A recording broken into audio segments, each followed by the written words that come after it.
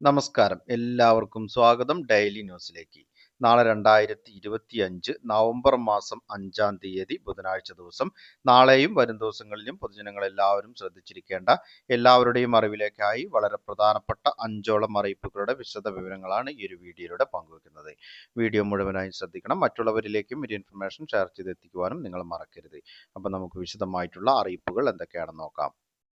ഒന്നാമത്തെ അറിയിപ്പായി ശ്രദ്ധിച്ചിരിക്കേണ്ടത് മാലിന്യം ഉറവിടത്തിൽ തന്നെ സംസ്കരിക്കുന്നതിനുള്ള സംവിധാനങ്ങൾ ഉപയോഗിക്കുന്ന വീടുകൾക്ക് കെട്ടിട നികുതിയിൽ ഇളവ് ലഭിക്കും. വർഷം 5% ഇളവ് നൽകാനാണ് സർക്കാർ തീരുമാനിച്ചിരിക്കുന്നത്. ഇത് സംബന്ധിച്ച് തദ്ദേശ സ്ഥാപനങ്ങൾക്ക് അനുമതി നൽകിയിട്ടുണ്ട്. ഇളവ് ലഭിക്കാൻ വീട്ടുടമ ഹരിതമിത്രം അല്ലെങ്കിൽ കെ സ്മാർട്ട് ആപ്പ് വഴി അപേക്ഷ നൽകണം. ഉപയോഗിക്കുന്ന സംവിധാനം എന്താണെന്ന് അറിയിക്കുകയും വേണം.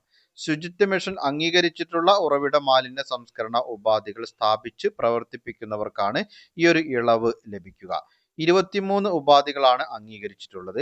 വാർഡിന്റെ ചുമതലയുള്ള ഉദ്യോഗസ്ഥൻ ഹരിത കർമ്മസേനയുടെ സഹായത്തോടെ അന്വേഷിച്ച് ഈ ഒരു സംവിധാനം പ്രവർത്തിപ്പിക്കുന്നുണ്ടെന്ന് ഉറപ്പാക്കി റിപ്പോർട്ട് നൽകണം. ഇത് പരിഗണിച്ച് 1 വർഷം നികുതി ഇളവ് നൽകും. തുടർന്നും പ്രവർത്തനം പരിശോധിച്ച് തുടർന്നുള്ള വർഷങ്ങളിലും ഈ ഒരു ഇളവ് ലഭിക്കാം.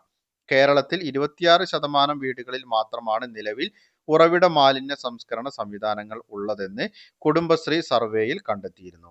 എല്ലാ വീടുകളിലും ഘട്ടം ഘട്ടമായി ഈ ഒരു സംവിധാനം ഉറപ്പാക്കാനാണ് സർക്കാരിന്റെ പുതിയ നടപടിയിലൂടെ ലക്ഷ്യം വെക്കുന്നത്. അടുത്തതായി പങ്കുവെക്കുന്ന അറിയിപ്പ്, ഡിജിറ്റൽ പണമിടപാടുകൾക്ക് കൂടുതൽ സുരക്ഷ ഉറപ്പാക്കാൻ UPI പണമിടപാടുകളിൽ ബയോമെട്രിക് ഓതന്റിക്കേഷൻ സംവിധാനം പ്രാബല്യത്തിൽ വന്നു. നിലവിലുള്ള പിൻ വെരിഫിക്കേഷന് പകരമായി മുഖം തിരിച്ചറിയൽ, വിരലടയാളം എന്നിവ ഉപയോഗിക്കാൻ ഉപഭോക്താക്കളെ അനുവദിക്കുന്നതാണ് പുതിയ സംവിധാനം. കൂടുതൽ സുരക്ഷിതവും എളുപ്പത്തിലും പണമിടപാടുകൾ നടത്താൻ സാധിക്കുകയും പിൻ ഓർത്തുവെക്കുന്നതിനുള്ള ബുദ്ധിമുട്ടുകൾ ഒഴിവാക്കാനും പുതിയ സംവിധാനം വഴി സഹായകരമാകും.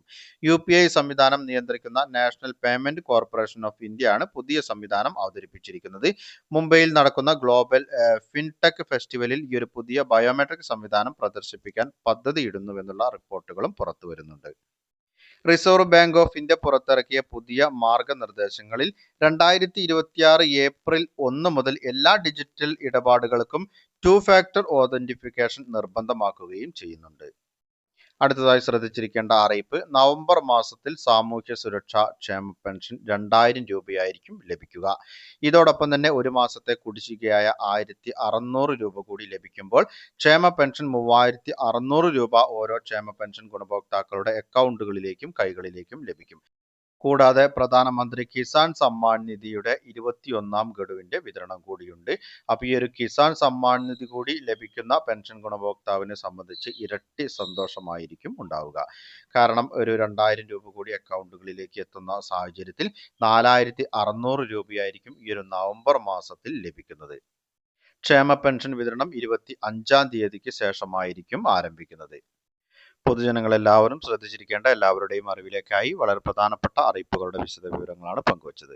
മറ്റുള്ളവരിലേക്കും ഈ ഇൻഫർമേഷൻ ഷെയർ ചെയ്തെത്തിക്കണം. നിങ്ങളുടെ അഭിപ്രായങ്ങളും നിർദ്ദേശങ്ങളും കമന്റിലൂടെ എഴുതി അറിയിക്കുക. പുതിയൊരു വീഡിയോയിൽ വീണ്ടും കണ്ടുമുട്ടാം. അതുവരേക്കും സൈനിങ് ഓഫ്.